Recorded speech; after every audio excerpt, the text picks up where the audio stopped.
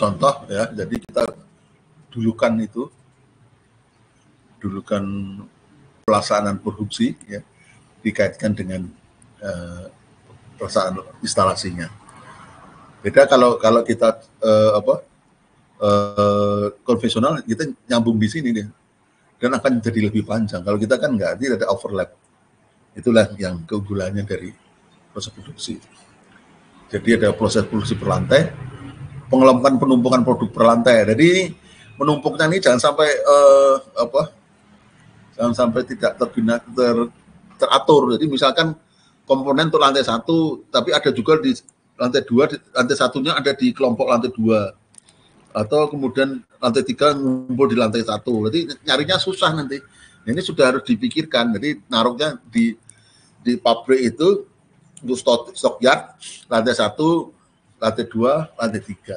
Jadi baru kemudian ambilnya gampang. Instalasi dilaksanakan per lantai. Kontrol posisi dan elevasi pada setiap tahap instalasi. Kontrol hasil beton cor setempat termasuk routing. Biskan sambungan bolok kolom. Jadi kontrol posisi dan elevasi pada setiap tahap instalasi. Jadi kalau kita mau meletakkan kolom ya, kita harus level dulu lantai dasarnya. Lantai dasarnya itu atau di bawah kolom itu sudah fix atau bukan. Kalau belum fix ya, jadi kita koreksi. Berarti bisa pakai SIM ya, pakai SIM dan posisinya sudah tepat. Karena posisi itu kita bisa lakukan dengan marking dengan menggunakan cat pilox itu ditaruh ya, kemudian ada SIM, kemudian baru dicor. Nanti di atasnya di korbel atau di dudukan kolom atas juga dicek lagi gitu. Sudah level atau belum? Kalau yang sederhana pakai selang gitu. Jadi jangan sampai nanti kalau kita tidak cek, maka sampai di atas terus sudah nggak lurus lagi, susah. Ngoreksinya susah. Jadi ngoreksinya juga harus dari awal. Jadi prinsipnya itu. Jadi setelah itu oke, baru di grouting dan masukkan. Nah ini kalau perhitungan towernya ya, kita harus betul-betul tahu persis yang paling jauh berapa, bebannya berapa ton, maka itu yang bisa kita gunakan. Nah tahapannya seperti orang masang macam-macam, masih orang tandur itu. Jadi kita masang kolom 1, terus 2, 3, sorry ini belum.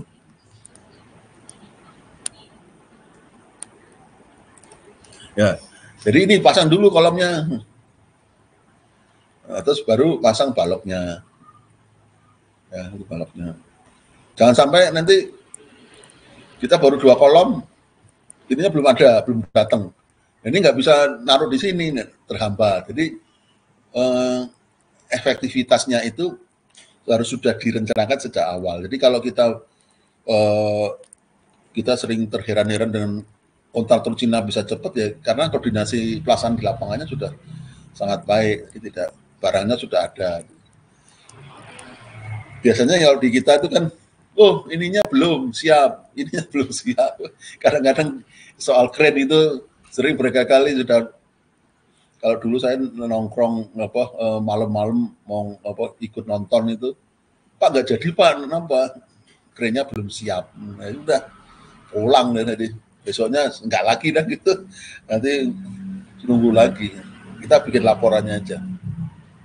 Oke, nanti terus tahapannya seperti orang nandur itu kan, nandur itu. Jadi urut-urutannya. Nah, kalau kita sudah bisa pasang ini, kita di sini sudah bisa kerja ya. Ini sudah 1 lantai. Jadi kalau kadang-kadang kita sering ditanya, Bapak kalau 1 lantai berapa hari? Nah, kita dengan gagahnya ngomong 1 minggu Pak. Dia kaget. Loh, 1 minggu? Cepetan saya Pak. Loh, kita gantian kaget. Kita 5 hari. Loh kok bisa Pak 5 hari? Nah ternyata 5 hari itu 1 siklus ya, untuk 1 sektor. Ya 1 sektor, berarti minta cetakannya gitu. Karena kan kalau otoritas tempat itu kan biasanya kan pasang perancah sektor 1, ya, kemudian sektor 2, sektor 3, kemudian di atasnya pasang perancah, pasang casting, terus berikutnya berjejer-jejer. Itu nanti setelah ini selesai, dan ini yang sektor 1 naik ke atas, dan ini satu siklus. Kalau kita enggak 1 minggu selesai semua gitu loh. Selesai semua, orang bisa kerja. Kalau dia kan masih ada repropping ya. Repropping itu disoring lagi, ya bisa sampai 3 lantai, sampai umurnya sudah mencukupi. Jadi itulah itu. Nah, ini contoh-contoh yang ini pendirian kolom ya, selalu harus disediakan namanya checklist ini ya. Jadi untuk bisa mendapatkan ukuran yang posisi yang tepat. Nah, ini yang kuat nih, kalau yang model begini ini kuat. Ini saya nggak tahu kenapa bisa kuat, karena mungkin dia bentuknya itu kelihatan ringkih tapi kuat nih, dia kapasitas angkatnya gede dibanding dengan yang ini nih. Ya, nah, ini kalau pendirian kolomnya ini harus kita harus naruh angkat itu agak jangan di ujung atas ya, di sini. Dia otomatis kalau gini, dia begitu tegak, dia langsung menegakkan diri sendiri loh. Beda dengan menegakkan diri sendiri, dan tidak akan jatuh, karena ini yang panjang, ini yang pendek, sehingga memudahkan untuk mengaturnya ke posisi. Nah, ini adalah contoh-contoh proyek-proyek yang sudah pernah dikerjakan oleh kontraktor, ya, yang disebut saja Wika ya. Nah, jadi kita lihat aja yang waktu konstruksinya. Jadi saya tidak cerita yang lain. Sistemnya precast semua ya. Ada 3 lantai, sebenarnya 2 bulan terus selesai. Kemudian ada 6 lantai, 3 bulan terus selesai. Ada 12 lantai, 5 bulan terus selesai. Terus berikutnya ada 4 lantai, 2 bulan terus selesai. Dan 10 lantai ada 3,5 bulan setelah selesai. Jadi itu yang menjadi kelebihan dari precast. Kemudian ada yang 4 bulan, 2,5 bulan selesai, ada 15 lantai, 3,5 bulan selesai strukturnya ya. 9 lantai, 4 bulan selesai, 12 lantai ya. Ini bisa 5 bulan selesai. Jadi itulah kelebihan precast ya, karena dia sudah diproduksi di pabrik. Jadi ada satu proyek kami di pipe rack ya. Jadi bisa kita lihat Pertamina residual with catalytic cracking Cilacap. Ya. Jadi terdiri dari kolom, balok ya. Nah, khusus untuk yang atas ini kolom baloknya berbentuk U ya. Jadi sangat akurat, kalau tidak presisi ya ininya nggak bisa masuk ya. Nah, ini menggunakan sistem sambungan yang tadi itu, yang diwidak tadi itu ya. Ya, jadi namanya gate open ya. Jadi celah terbuka. Jadi struktur antara balok dan kolom tidak ada monolitnya, tapi dia bisa berperilaku seperti monolit. Itu memang kadang-kadang susah ngomongnya. Ya, jadi kalau ini kan dia super hybrid ya. Jadi super hybrid ini kan kalau ini bukan di sini. Kalau ini masih pakai yang yang DDC ya, ductile connecting system. Kalau ini super hybrid karena ductile connecting system plus pre-stress. Nah, ini adalah rumah precast yang dikembangkan.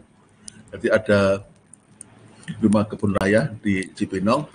Ini menggunakan precast. Ini ada balok, ada kolom balok dirangkai, kemudian ada dinding-dindingnya ya, dari panel. Nah, ini kemudian ada yang tenjok ini lagi dipasarin ini. Ini bapak-bapak, teman-teman kalau mau beli bisa merasakan ini. Nah, terus apa ini sudah lama, sudah berjalan, sudah selesai. Gempanya itu 2.500 tahun, Mbak, ini. Jadi seperti tadi ada kelompok yang ngasuh R-nya 1, ya itu kita pakai itu. Karena nggak mungkin kita harus pakai SPMK, ya. Kita harus pakai 1 itu. Dan memang agak apa peraturannya kita harus lihat di FEMA. Saya lihat di FEMA. Jadi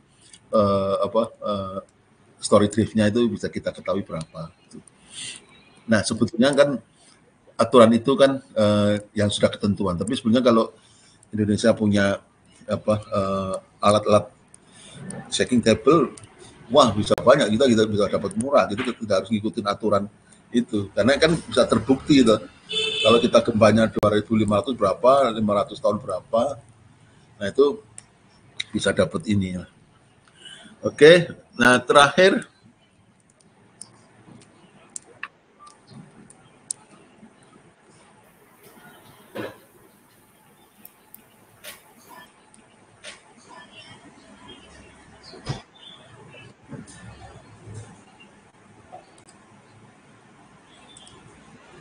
nah ini ada proyek yang sedikit 5 menit saja yang menggunakan struktur precast.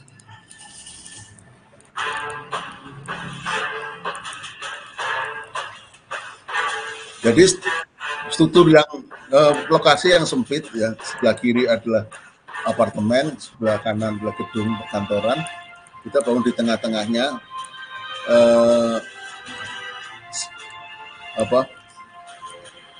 kita pasang dengan kolom. Ini kolomnya precast, dan ini steknya pendek, ini steknya pendek. Aduh, steknya pendek.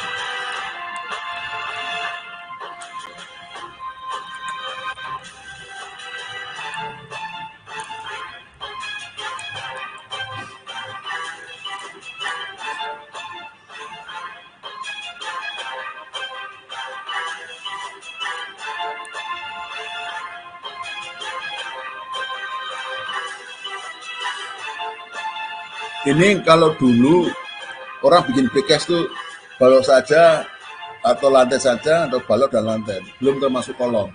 Nah ini ada termasuk yang pertama, struktur menggunakan kolom, balok, plat. Ya, jadi yang memberikan keuntungan dalam percepatan pelaksanaan. Nah ini adalah jadi developer slab itu harus dikasih untuk dicor ya, bagian harus dicor untuk misalkan diafragma ya. Nah ini harus di pasangannya. Nah ini harus ada tulangan memanjang dari sini. Ini tulang memanjang, ini tulang yang memanjang ke sana, harus di-cut. Jadi menjadi integritasnya tercapai.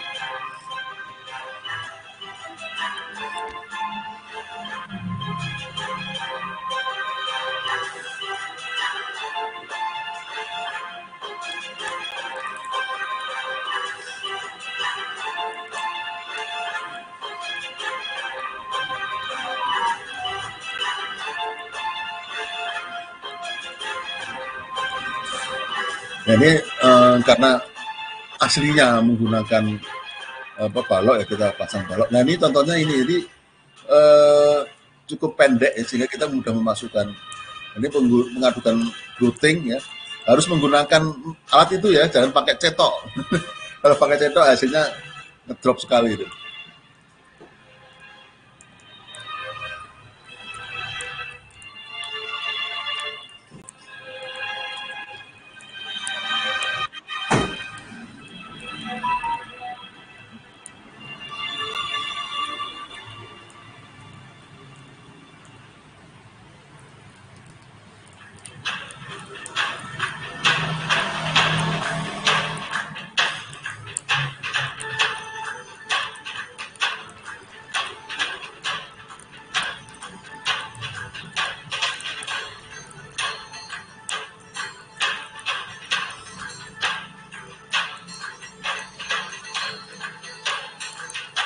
Gedung ini sudah operasi ya.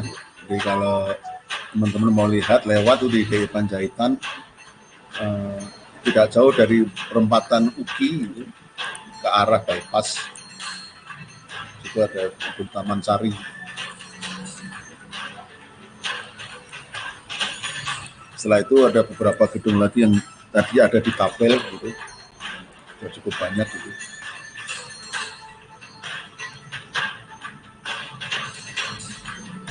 Ini banyak yang nonton karena kebetulan ini merupakan yang pertama ini, jadi kita undang beberapa stakeholder ya untuk menyaksikan metode pemasangan.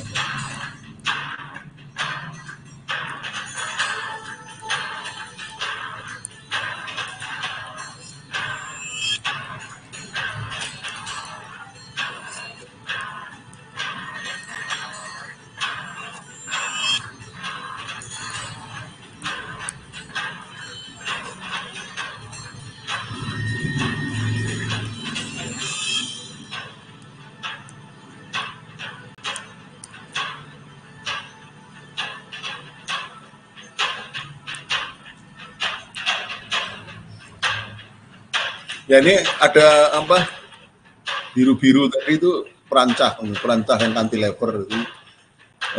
Gedung ini memang tidak 100% lurus dindingnya. Jadi, dindingnya agak lekuk sesuai dengan rencana arsitekturnya.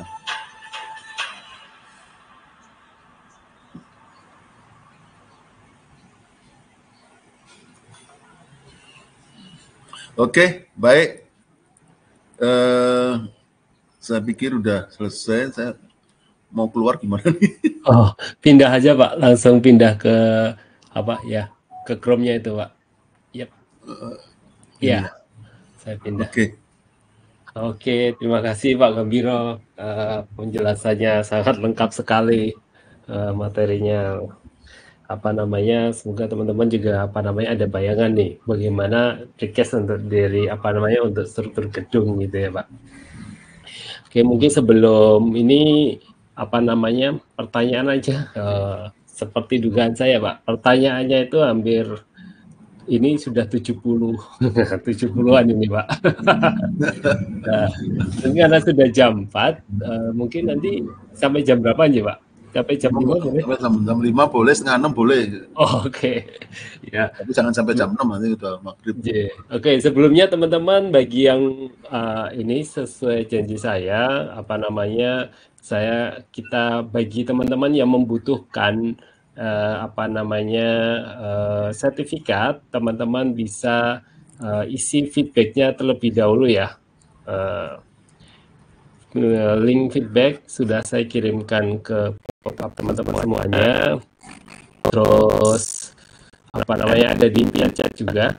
Jadi teman-teman bisa apa namanya klik linknya di pin chat, terus di YouTube juga sudah saya kirimkan di chat, sudah saya di pin chat juga, gitu ya. Oke. Pertanyaannya cukup banyak, jadi teman-teman kemungkinan kita seperti yang disampaikan Pak Gembiro tadi, mungkin kita bisa sampai jam 5 atau setengah 6. Bagi yang mau lanjut mengikuti pertanyaannya yang cukup menarik, silakan. Kalau mungkin ada acara mau live dulu, silakan. Jadi bebas saja. Tapi ini pertanyaannya sangat menarik ini. Jadi teman-teman bisa vote pertanyaannya, atau jika masih ada pertanyaan, teman-teman bisa tuliskan pertanyaannya di Q&A ya. Itu yang di Hive itu kan balok kolom sama platnya ya Pak ya? Iya, iya. Kalau tadi sirwalnya ini ya Pak, apa namanya, sirwalnya masih in situ ya Pak? Tempat ya. Kalau yang San Carlos itu saya yang rumah sakit itu dia di wallnya precast juga ya kayaknya Pak ya? Di wallnya precast untuk basement tuh. Itu di wallnya sampai di wallnya precast juga ya Pak? Iya, iya. Jadi sebenarnya komponen pada prinsipnya sebenarnya ini ya Pak, kalau itu dicor itu sebenarnya bisa di precast gitu ya Pak? Iya. Jadi itu kayak teh botol Pak. Iya. Apapun anunya bisa. Iya. Atau Kalau apa itu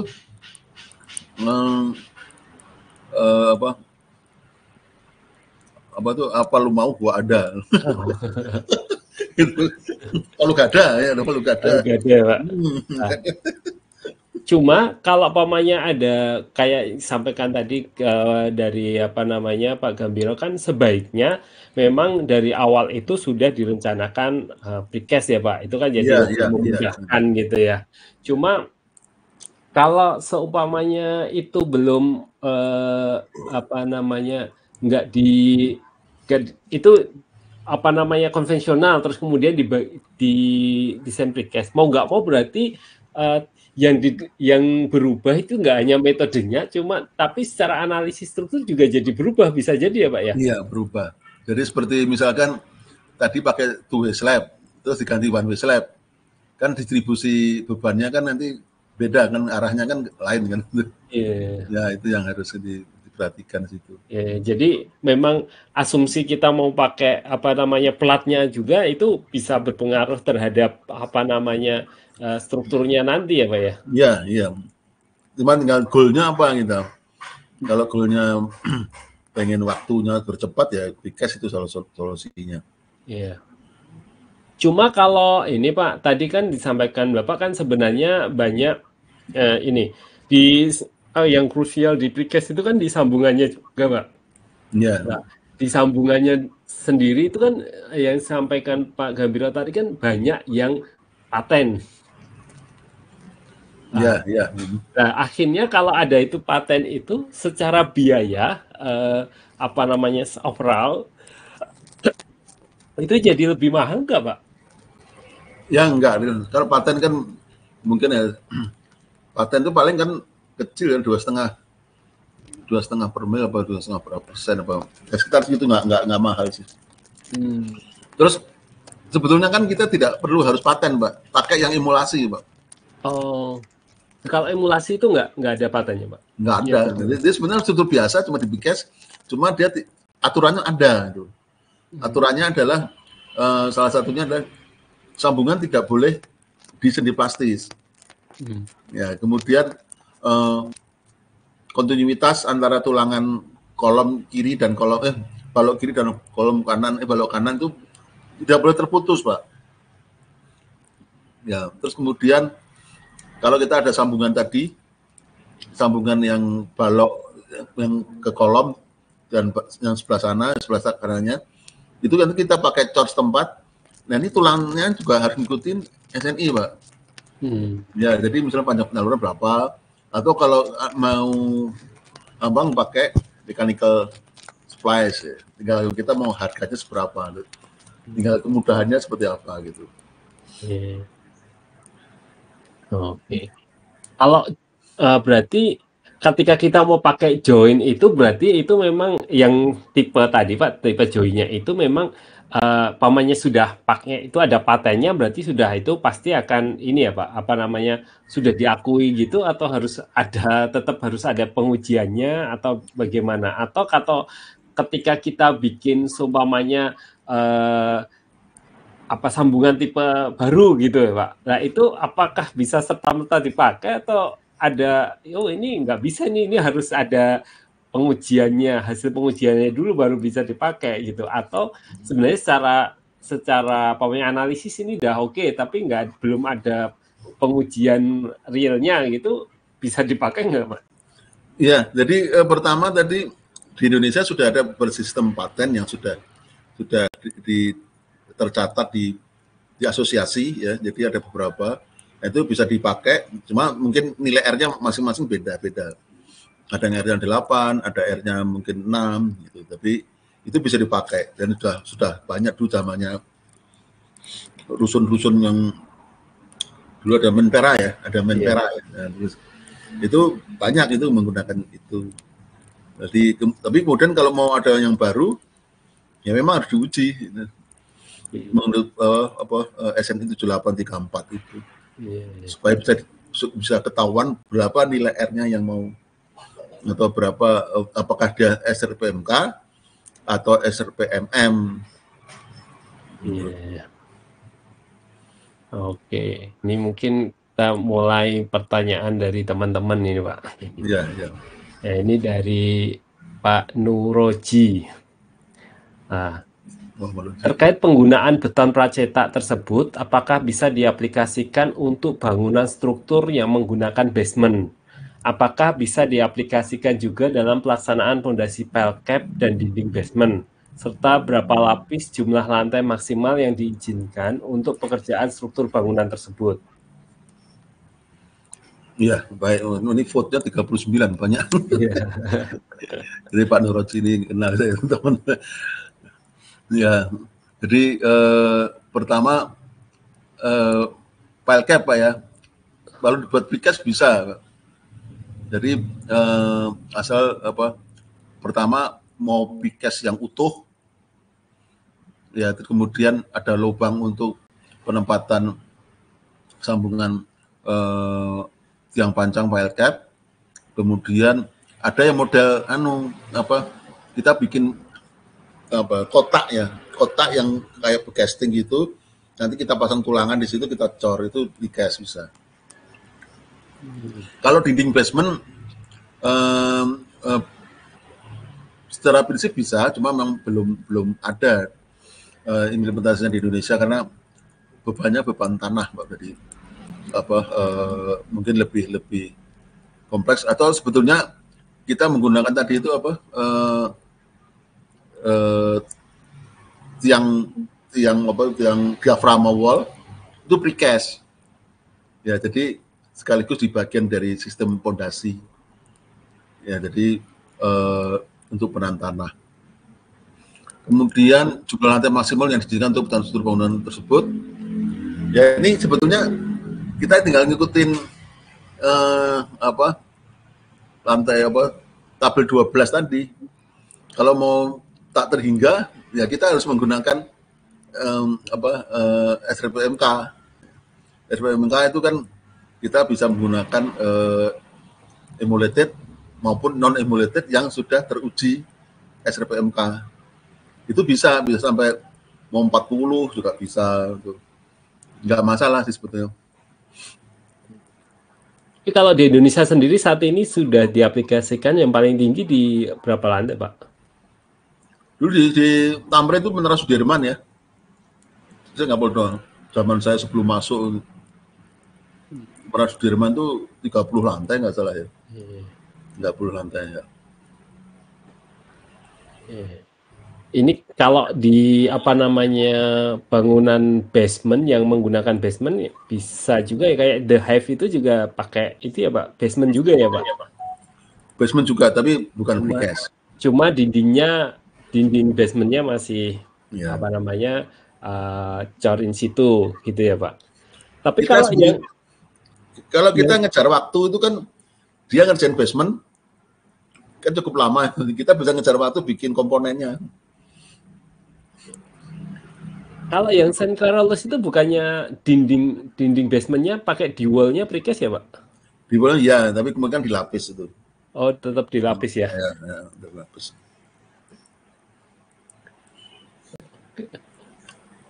Kalau Carolus itu memang tantangan, Pak. Nanti pertama kan dia harus di tengah-tengah bangunan, terus sekelilingnya itu adalah bangunan dengan peralatan-peralatan kedokteran yang tidak bisa boleh bergerak itu, sehingga kita tawarannya adalah diaphragma wall sama cast gitu.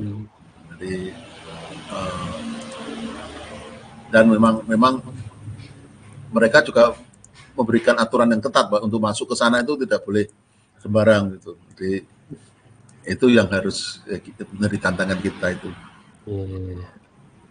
Itu juga ini ya Pak, jadi poin juga ya kalau bangunannya, maksudnya bangunan-bangunan yang ada constraint apa gitu yang ketat gitu juga, itu mungkin kayak precast itu bisa jadi solusi ya Pak, karena kan tidak terlalu banyak aktivitas fisik di lapangan gitu ya Pak. Tapi tinggal instalasi aja di lapangan gitu ya Pak. Ini dari Pak Rizky Dewantara. Bagaimana mengevaluasi performa bangunan pracetak dalam jangka panjang dibandingkan bangunan yang dibangun secara konvensional dan memenuhi standar keselamatan bangunan, khususnya dalam menghadapi risiko gempa? Ya, jadi pertama tadi kalau pakai emulasi, nah kita proses sama dengan konvensional sebetulnya. Jadi itu sudah dijamin sama lah kemampuannya terhadap beban gempa sama. Kemudian yang emulated, yang non emulasi, selama dia lulus uji itu ya sama juga gitu, keandalannya sama gitu. Jadi kan kita ada pilihan-pilihan mau pakai R berapa, tapi itu kalau sudah diambil berarti sudah memperhitungkan segala sesuatunya.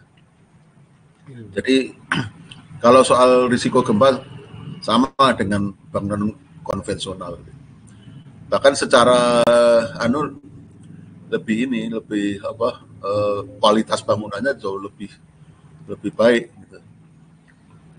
Jadi kalau kita ngecor di ketempatan ketinggian itu kan nggak gampang kan, susah kan. Kadang-kadang ketemu sambungan balok kolom yang rumit gitu, waduh, ini kan nggak mungkin kan kemudian dibatalkan, itu nggak bisa.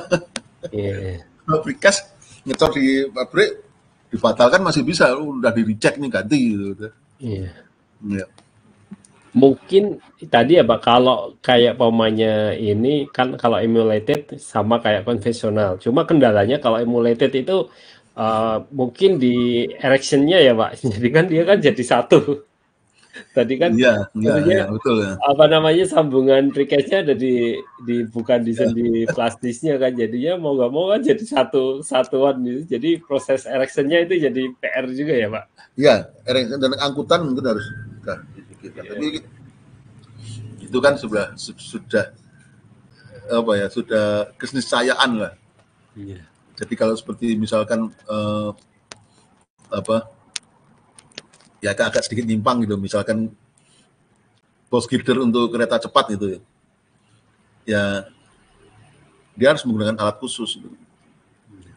Jadi karena persyaratan bahwa girder itu tidak boleh segmental, itu harus bisa dibawa. Nah, sama juga dengan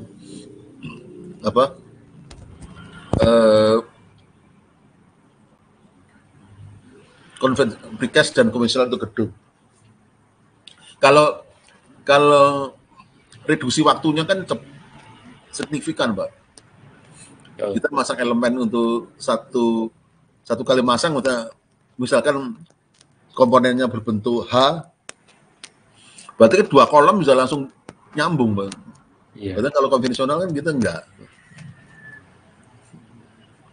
Kalau semuanya ini Pak, kalau untuk betonnya sendiri, kalau untuk precast itu ada syarat minimum mutunya nggak sih Pak?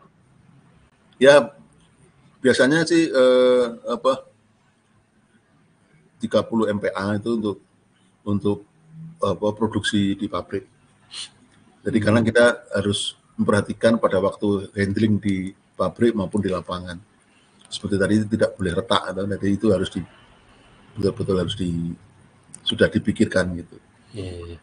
Jadi itu jadi bisa saja ini ya Pak, apa namanya, kalau mutu betonnya kalau konvensional pemainnya di bawah itu mau nggak mau ketika ini bisa saja jadi naik ya Pak? Ya. Karena yang jadi apa namanya konsen juga tidak hanya masa servisnya, tapi proses ininya juga, handlingnya itu juga itu jadi ini juga ya Pak, apa namanya, jadi pertimbangan juga proses angkatnya. Terus kan dari buka molding terus sampai diangkat ini kan juga dia kan harus butuh waktunya nggak lama juga kan, nggak harus. Ya, itu jadi konsen 7 hari juga kan proses produksinya jadi lama juga ya. Jangan kita pakai dulu K225 tapi bukanya cetakan lama itu bisa. Karena cetakannya kan jumlahnya terbatas, Pak. Betul. Terus kan jadi sudah bisa dipakai lagi. Yeah. Karena kan fungsi dari apa namanya, kenapa pakai precast ya, ngejar, salah satunya kan ngejar waktu juga ya Pak. Iya betul. Oke, ini pertanyaan dari Pak Johan Lautan Wijaya Nusantara Pak. Bagaimana memodelkan sambungan precast dalam software? Terus kemudian bagaimana cara menghitung kekuatan sambungannya? Sambungan precast dalam software tidak perlu dimodelkan, Wak. Ya kita ngitung aja secara seperti biasanya, seperti konvensional, tapi kemudian gaya-gaya dalam yang diperoleh baru kita detailkan di hitungan tersendiri. Dan itu bisa dilihat di banyak contoh-contohnya di misalnya SCI Notes itu atau PCI itu sudah ada. Jadi nanti kan suatu seperti misalkan gini, seperti misalkan sambungan splice leaf. Sambungan splice leaf itu kan sama aja, ya dia kan sekuat tulangannya. Sudah nggak usah dihitung karena sudah ada tabelnya. Misalkan berapa tulangan D19 ya pakainya ini. Cuma nanti kalau persyaratan gempa kan diatur kan harus 1,25 FY kan. Yieldnya itu jadi tulangannya harus sanggup, sambungannya itu harus sanggup 1,25 FY. Itu aja. Jadi kecuali kalau kita mau lakukan riset lagi riset kan berarti memang harus dimodelkan dan sangat rumit kan karena harus memodelkan sambungannya. Sebetulnya tapi kalau di dalam pemodelan strukturnya sendiri itu sebenarnya ya sama kayak konvensional ya, Pak? Sama. Cuma tadi ya harus kita harus memastikan pamannya kita pakai plat apa ini modelnya mau searah atau dua arah, itu yang harus ini ya Pak, ditentukan di dalam analisis software-nya ya Pak. Sampai salah juga menentukan itu. Tapi kalau untuk di join-joinnya itu sama seperti biasa ya Pak. Ya. Kalau yang dapat itu ada yang paten kan Pak. Jadi saya sudah melakukan ujian di laboratorium. Itu yang bisa diandalkan lah. Ini dari Pak Syarifuddin. Apakah masih menggunakan WireMesh seperti penggunaan Bundek? Ya kalau half slab-nya itu separuh, misalkan half-nya 5 cm, 7 cm, kemudian overtopping-nya 5 cm kan separuh, dan terus kemudian bisa pakai itu untuk supaya tidak susut, itu terpakai. Tapi hanya sebagai susut aja. Tapi kalau ini kan untuk plat kayak yang ini ya Pak, half slab gitu ya Pak ya? Iya. Kalau yang full ya nggak pakai lagi. Nggak pakai. Ya.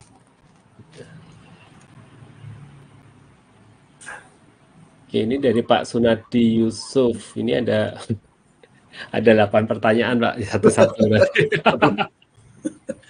Oke. Ini tadi sempat dipresentasikan modul precast yang modular berupa box kotak yang merupakan ruangan dari unit. Apakah bisa untuk daerah seismik? Satu-satu ya Pak. Iya Pak. Apakah bisa untuk daerah seismik? Bisa. Ya kita kan tinggal ikutin aja. Kalau box murni itu berarti saya sudah ada tampilan gambar yang box miring itu seperti itu. Jadi cuma kan kita tetap harus ngikutin ininya. Dan mau lihat gambarnya ya sebentar tadi Pak. Mungkin bisa dilihatin.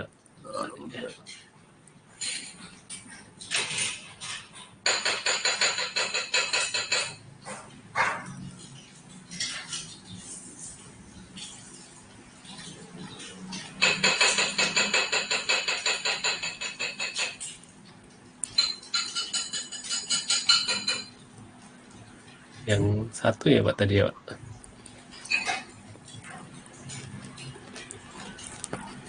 Nah ini.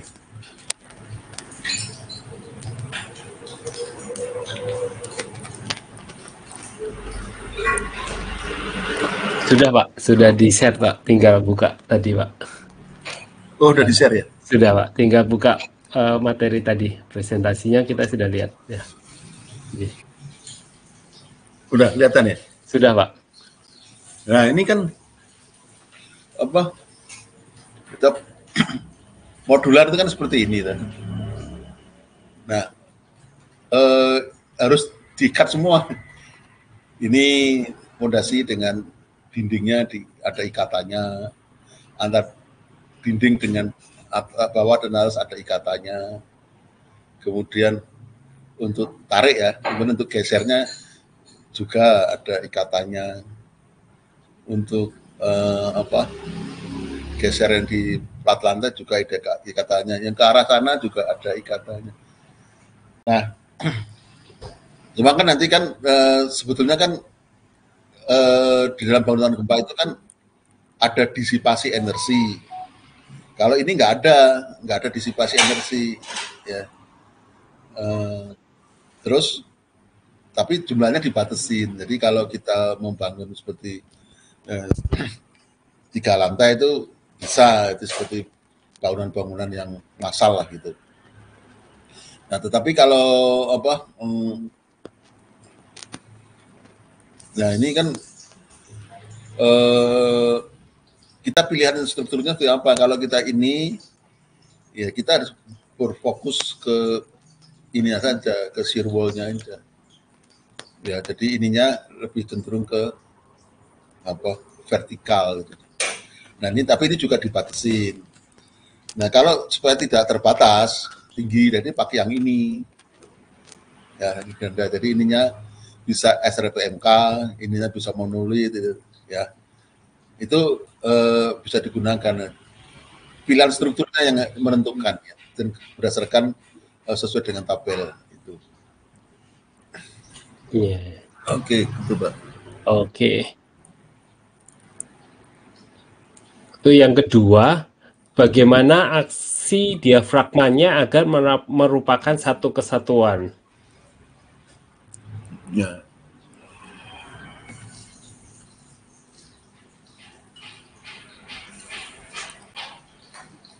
Kelihatan ya? Sebentar, Pak. Kelihatan, Pak? Oh, ya.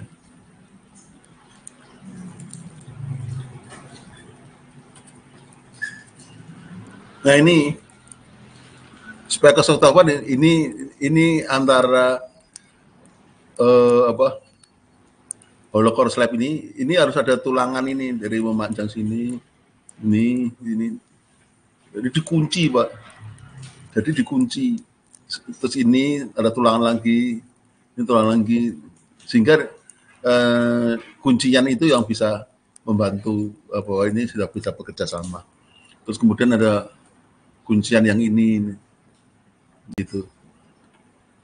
Ya itu aja sebetulnya prinsipnya kan, kalau kita masang dinding sama kolom supaya menyatu gimana ya, harus ada sambungan-sambungan itu. Beda dengan kalau kita masang dinding dengan batu bata dengan kolom. Kadang-kadang kan kemarin waktu saya mendengarkan dari Pak Iswandi itu, ya kalau mau pisah ya pisah, tapi kalau mau nyambung ya nyambung. Bisa. Jadi jangan sampai didesain nyambung tapi ternyata misah gitu loh, itu nggak boleh. Itu kalau dikatakan di luar negeri ada silennya gitu, sehingga hanya berupa frame saja gitu. Gitu Pak. Jadi ini ada kunciannya Mbak, ini kita sudah pernah lakukan pengujian dan hasilnya bagus itu. Jadi artinya kuncian-kuncian itu bisa memberikan efek penguat diafragma. Oke. Nah, ini untuk yang ketiga, berapa tingkat unit yang diizinkan? Tadi sudah disampaikan. Sudah ya, tadi sudah. Nggak ada ini. Terus kalau ini box, di mana posisi kolom dan baloknya? Berarti kalau itu dinding sama plat nggak ada kolom baloknya ya berarti Pak? Oh ya, nggak ada kolom baloknya, karena kan ya bisa aja dikasih kolom balok tapi bukan menjadi suatu struktur boxnya. Dan ini kan boxnya kan jadi struktur. Jadi kalau tadi box itu menggunakan mau dibuat tinggi, dia harus pakai core wall. Ya, jadi kita harus lihat mana yang bisa berperan sebagai penahan gempanya yang mana. Nah, kalau tidak ada disipasi energinya, ya dia tidak bisa, tingginya terbatas dia. Tapi kalau bisa disipasi energi, ya dia bisa tinggi. Terus yang kelima, konsep SCBB-nya bagaimana? SCBB apa? Strong column weak beam. Oh, strong column weak beam. Nggak ada. Ya, karena strong column weak beam itu kan karena disipasi, atau memberikan segi plastis. Kalau yang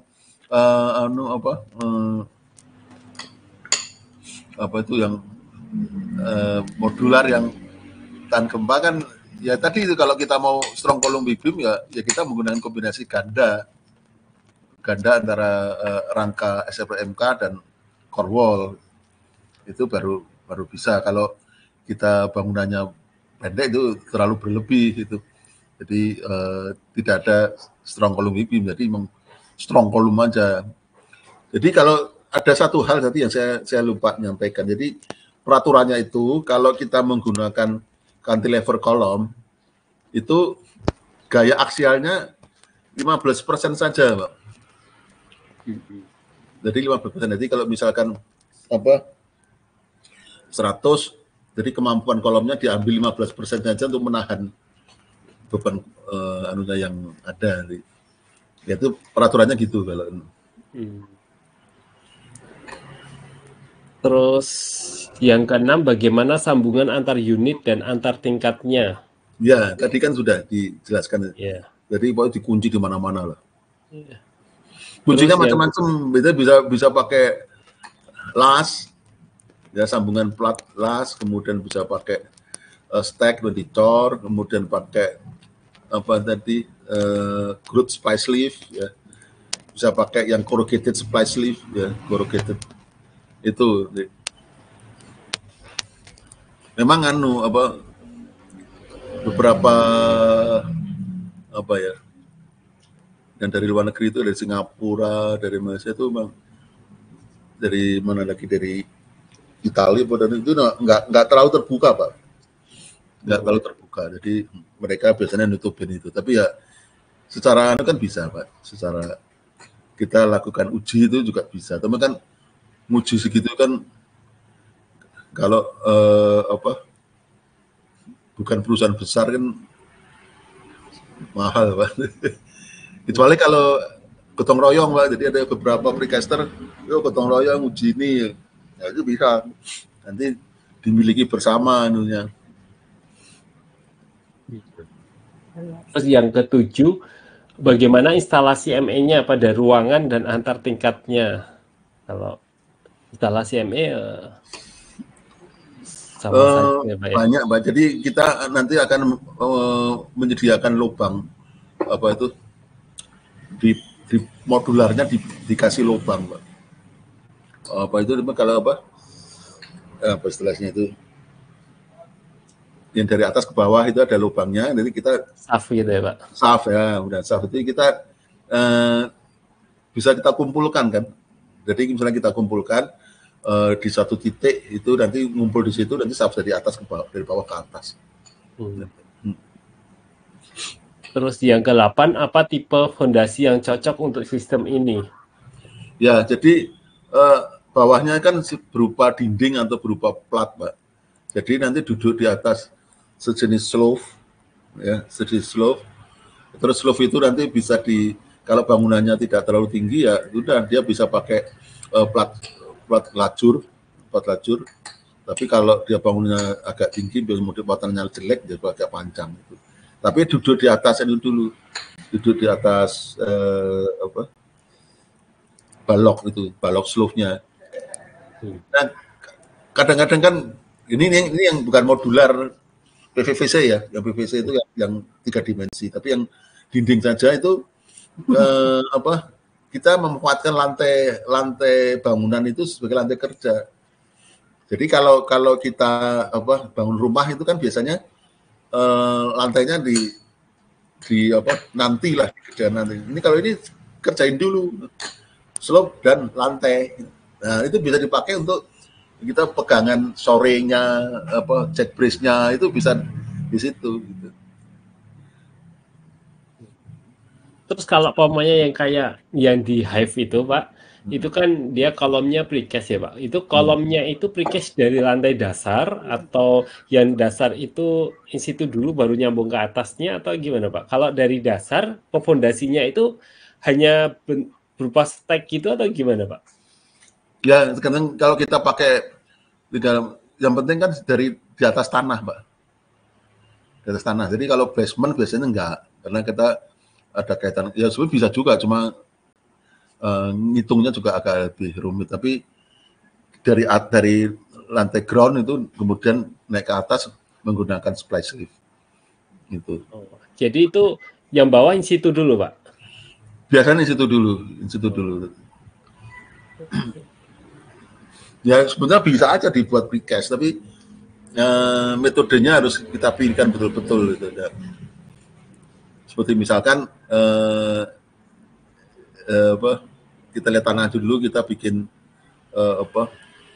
basement dulu, ya, atau open cut itu, nanti baru di atasnya langsung dari pile cap kolom ya bisa. Seperti tadi bangunan yang terakhir yang di Cilacap itu, Pak, itu kan langsung dari pondasi ke kolom.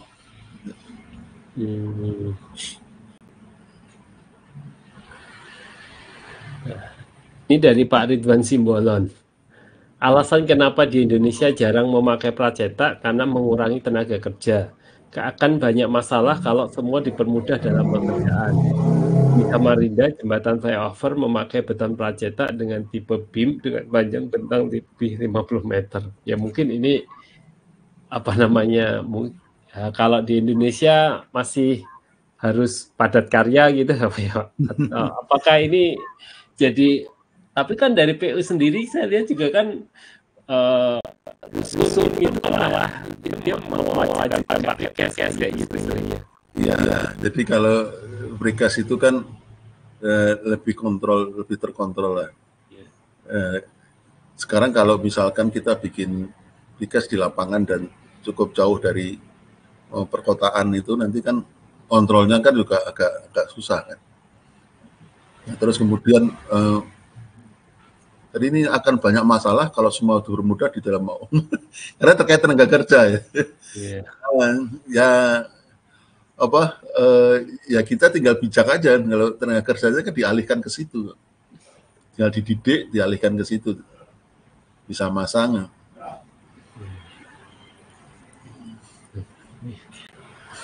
Ini dari Pak Ergi Kapirosi. Pembalap. Apakah bubble deck dapat digunakan pada jenis struktur lain seperti jembatan atau infrastruktur? Ya secara bisa, Pak, tapi ya kita harus hitung kekuatannya terhadap beban lalu lintas. Tapi kalau bentang-bentang panjang saya kira tidak. Ya, tapi bentang-bentang pendek mungkin ya 5 meteran mungkin bisa.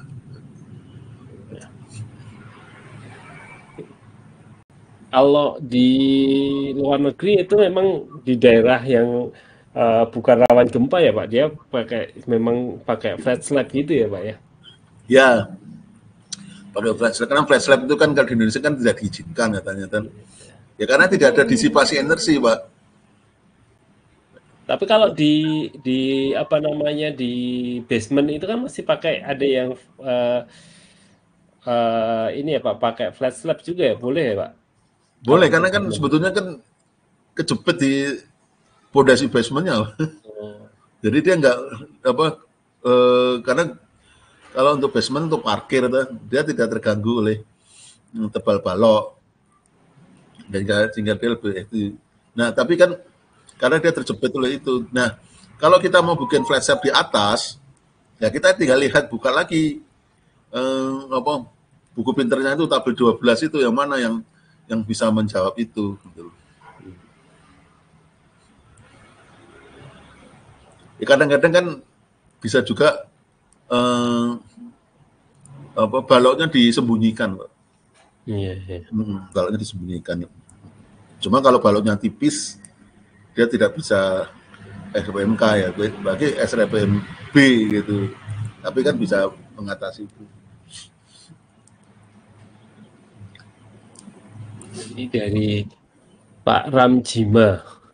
Bagaimana dengan pembangunan gedung bertingkat yang ramping, di mana konsep pembangunannya menggunakan steel wall, bangunan ramping?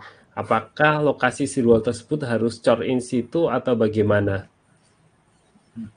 Ya, tadi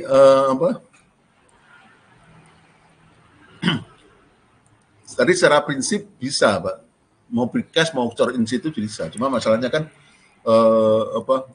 kita harus benar-benar melakukan pengujian terhadap core wall-nya gitu. Ya. Itu berarti kan joinnya ke atas jadi semakin banyak ya Pak ya? Iya, gitu. Jadi memastikan core wall-nya itu benar-benar monolit gitu ya dari ya, atas. jadi kan kemarin kan sama Pak Bobi kan dijelaskan mengenai boundary elemen itu bisa dimanfaatkan, Pak. Di boundary elemen itu dipasangkan splice sleeve ya sudah dia. Karena kan splice sleeve itu kan butuh ruang, Pak. Di Indonesia yang sudah pakai splice sleeve diantaranya di Gedung Wika ya, yang tadi itu, terus kemudian di Menara Yamuruk, Pak. Udah lama sekali itu. Terus beberapa tadi itu yang mana tuh peprek yang tadi itu, yang di dan ada beberapa proyek lain di Cepu ya, di Balongan itu sudah pakai splice sleeve. Tapi biasanya memang kalau kontraktornya dari asing itu dia sangat welcome itu. Jadi mereka sudah tahu udah. Oh ya, pakai splice sleeve udah oke deh. Tinggal merek dan kecocokan harga aja gimana.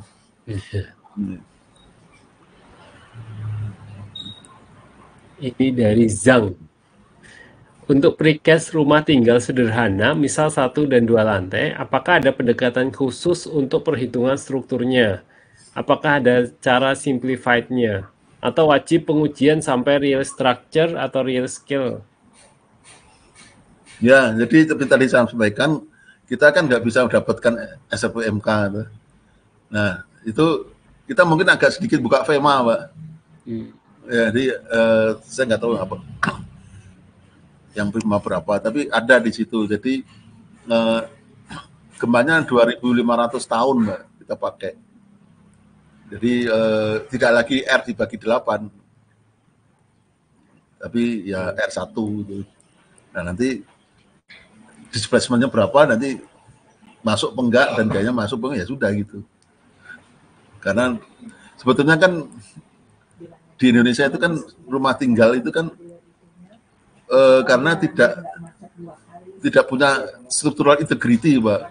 Ya, jadi kalau misalkan antara bangunan dengan slope, terus kemudian bangunan di atasnya itu ada ring balok, itu sering diabaikan.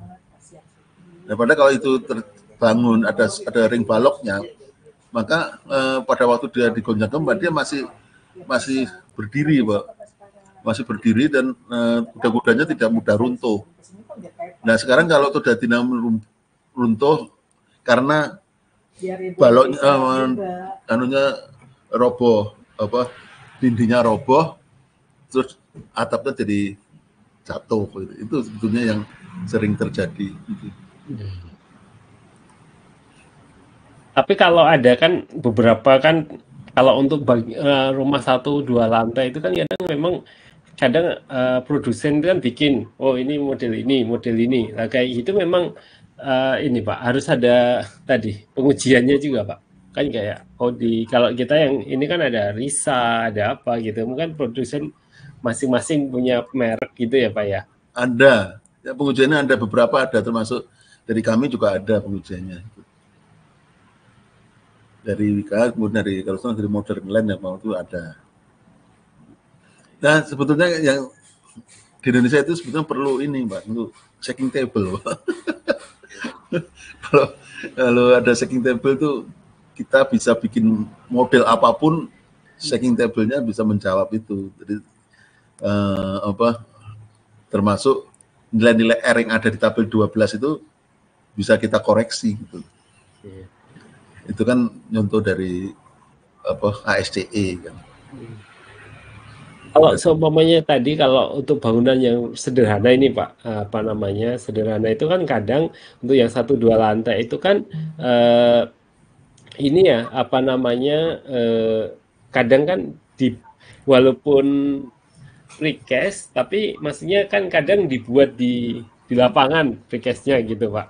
Iya. Nah itu menjamin bahwa itu umpamanya mutunya sudah sesuai kayak gitu gimana ya Pak? Kan itu kan kalau seumpamanya kalau mau kita cari in situ kan ada tes betonnya atau apa lah. Kalau precast kayak ini gimana ya Pak? Iya, ya ini tinggal regulasi aja.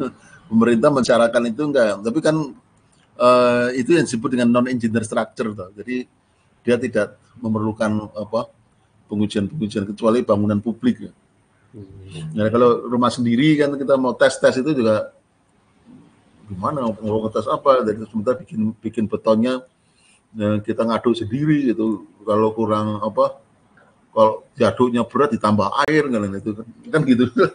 Jadi susah gitu. Nah sekarang sementara kayak precast itu ditanyakan cukup detail, kalau non precast itu malah nggak dicek apa-apa. Yang sering terjadi kan gitu, malah nggak dicek apa-apa. Ya yang penting sebenarnya ada bukunya Pak, sudah ada bukunya dari PU kanunya, jadi itu kemudian di situ ada sambungan-sambungannya sudah dijelaskan berapa tuh. Nah kalau yang dulu pernah dikembangkan sama Pak Tedibun itu kan pakai ini kan dinding kemudian dilapis wiremask, nggak salah wiremask apa kata yang di shot ayam Pak ayam nggak ya? Nah itu juga bagus itu. Dia ada antisipasi tapi yang memang gitu. Dia menyatukan antara batu bata. Nah, sekarang kalau batu bata itu kan kadang-kadang kan ada mortarnya, ada yang tidak, ada itu kadang-kadang ada yang ditumpuk gitu aja, terus sudah ditutup plester ya kita mau ngecek gimana? Gitu. Oke itu. Ini dari Pak Sondra Raharja. Kami pernah mengerjakan tempat duduk tribun penonton pada gedung olahraga pada tahun 2007. Tempat duduk penonton ini dibuat dengan precast M system, yaitu dengan styrofoam yang dibalut dengan kawat ayam. Kemudian styrofoam yang berbentuk panel tempat duduk tribun ini yang telah dibalut kawat ayam di-shotcrete atau disemprot memakai alat turbosol. Sehingga seluruh bagian panel ini terbungkus beton dengan ketebalan lebih kurang 5 cm. Saya lupa pastinya. Setelah cukup umur betonnya, precast ini diangkat dengan TC dan diletakkan pada balok-balok tribun. Pertanyaan saya, apakah ada panduan atau aturan yang mengatur tentang kekuatan struktur seperti ini? Dan bagaimana cara mengecek atau menghitung struktur tempat duduk seperti ini? Ini agak ke bawah Pak, nggak kelihatan. Oh. Digeser ke bawah. Di paling atas Pak, mungkin bisa dilihat sebentar. Ya. Kalau ini Bapak lihat di Q&A. Oh, Q&A. Q&A yang kanan itu Pak, atas, enggak kanan, atas, kanan, samping chat, bawahnya itu Pak. Bawahnya itu ada chat Q&A. Bawahnya kanan agak itu Q&A yang dipublish Pak. Publish itu kan ada answer publish paling atas ya itu Sondra Raharja Pak yang Sondra Raharja. Cili kecil ya Pak. Soalnya panjang banget. Pak yang Pak siapa? Pak Sondra Raharja Pak yang Pak Ridwan. Oh ini Pak Sondra Raharja. Terus problemnya apa? Nah ini pakai tribun panel itu loh Pak, tribun Pak. Jadi tempat duduk tribun pakai pakai kawat ayam terus di shotcrete gitu loh Pak. Iya. Yeah. Nah, itu apakah ada panduan atau aturan yang mengatur tentang kekuatan struktur seperti ini gitu. Terus cara mengecek perhitungannya seperti apa gitu, Pak? Ya sebetulnya kan kalau aturan itu bisa dilihat di PCI, Pak. Ada itu yang khusus untuk riser itu, untuk tribun itu apa istilahnya itu. Nah, itu bisa dilihat di situ. Hitungnya biasa aja kalau kalau styrofoam itu kalau di bubble deck itu kan lubang bolanya itu diganti dengan styrofoam. Nah sekarang tulangannya kan wire mesh lah, wire mesh itu sebagai tulangan, nanti dihitung aja karena yang di bubble deck juga wire mesh sama. Nah kemudian apa lagi tadi? Ya itu mengecek aja sih, mengecek perhitungannya gitu aja. Ya saya kira itu aja. Biasa aja ngitungnya ada penampang yang tengahnya ada lubang akibat ada styrofoam, kemudian ada tulangan-tulangan wire mesh atas dan bawah itu. Gitu aja Pak, nggak terlalu susah. Jadi yang bedanya kan kalau bubble deck itu ada webnya Pak ya, badannya tuh webnya tuh ada. Kalau ini nggak ada, jadi benar-benar dia penembang atas bawah aja.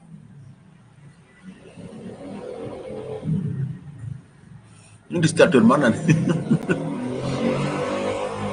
Oh di gedung olahraga ya. Iya. Ini dari di JIS Pak, stadion JIS itu untuk tempat duduknya itu pakai precast. Iya. Tapi rata-rata di stadion tempat duduknya precast semua ya Pak ya? Iya kalau nggak precast tuh Pak, castingnya luar biasa Pak. Perancahnya tuh bertahap itu miring itu.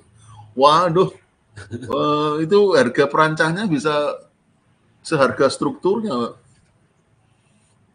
Jadi suatu pernah pengalaman itu kalau bangunan seperti seperti mall gitu ya, yang lantai bawah itu kan atapnya kan tinggi Pak. Atap yang tinggi kan, terus kemudian dia naruh perancah itu kan bertingkat-tingkat bertingkat-tingkat atau pakai gelagar itu baja itu mahal Pak. Jadi mending kalau pakai precast sudah enggak masalah itu. Nah itu kan istilahnya kan benefit-benefit yang bisa didapat kalau pakai precast. Ya ini dari Pak Maksum Alanur. Bagaimana memodelkan balok precast dengan bentang panjang tanpa balok anak? Apakah ada syarat minimal bentang balok sehingga tanpa adanya balok anak struktur precast tersebut tetap aman dan kuat? Ya jadi precast itu kan dari tumpuan ke tumpuan, dia desainnya kan simple beam Mbak. Jadi 1/8 KL kuadrat itu sudah itu. Nah kalau ya lantainya penampangnya menyesuaikan dengan bentang tanpa balok anak gitu. Jadi misalkan kayak hollow core slab itu bisa sampai 40 cm ya. Kalau untuk lantai parkir dia bisa 40 cm tebalnya. Jadi emang nggak perlu balik anak. Balok anak itu kan kalau lantainya kan 12 cm gitu. Nah, itu pakai balok anak. Tapi di dalam precast itu diganti dengan ketebalan plat lantai. Gitu. Ya kalau balok utamanya tinggal ngikutin aja dengan berapa itunya.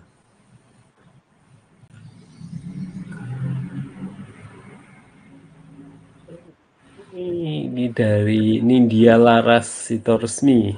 Bagaimana mengetahui beton pracetak memenuhi SNI dan ISO?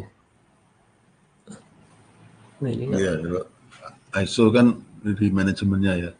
Tinggal perusahaannya tuh ngikutin ISO atau tidak. Tapi ya kalau sudah ada ISO bacanya sudah oke. Tapi memenuhi SNI ya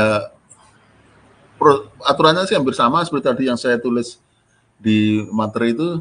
Ada SNI 2847 kemudian ya sama aja sih, SNI 2847 kemudian SNI 6880 untuk beton struktural, kemudian ada tulang-tulangannya juga sudah ada SNI-nya, ya kita ikutin itu aja.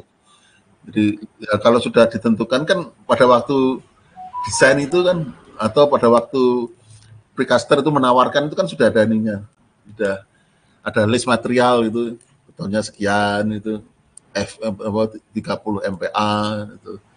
Nah, 30 MPa berarti kan ngikutin SNI, kemudian tulangannya BCTD atau wire mesh U50 atau U42 itu kan sesuai SNI-nya gitu. Tapi kalau kan yang krusial tadi Pak, kalau di precast kan di join-nya. Nah itu kalau di join-nya itu ada kayak pengujian lapangannya enggak Pak? Itu memastikan itu sudah sesuai gitu di join-nya. Pengujian lapangannya nggak ada. Nggak ada ya? Nah, kita kan sudah sesuai dengan kan pengujian kalau sambungan di situ kan suatu testing itu kan sudah ditentukan jenis materialnya apa, Pak. Jadi bisa menggunakan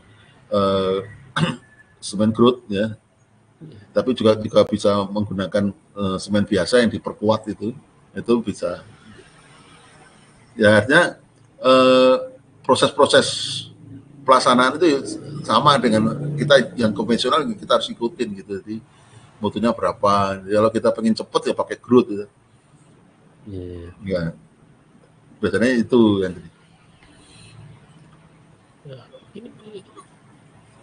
dari ya Fer Juliman Zebua. Bagaimana sistem pracetak mempengaruhi durabilitas dan kekuatan struktur bangunan? Ya, pertama durabilitas. Durabilitas itu kan terkait keawetan. Nah, kalau precast itu kita akan dengan mudah mendapatkan beton katakanlah 30 MPa atau 35 MPa ke atas. Nah, kalau kalau beton di lapangan kan susah kan, artinya variasinya kalau terlalu disparitasnya terlalu tinggi kan, atau standar deviasinya terlalu tinggi sehingga itu mempengaruhi durabilitas. Itu jadi makin tinggi kekuatan betonnya, maka dia makin kuat durabilitas ya. Jadi misalkan lebih rapat gitu, jadi materialnya lebih terpilih gitu. Nah gitu aja. Kemudian kalau kekuatan struktur bangunan ya selama kita lakukan itu desain sesuai dengan persyaratan ya sudah kuat, sama, kekuatannya sama. Tidak ada bedanya.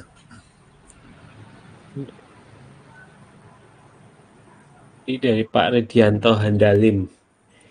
Untuk join antara elemen-elemen struktur beton, apakah dipakai roll, sendi, atau jepit? Dan bagaimana sistem sambungannya? Tadi sistem sambungannya sudah disampaikan. Bisa ya, jadi ya kita bisa pakai sama, mau pakai roll, pakai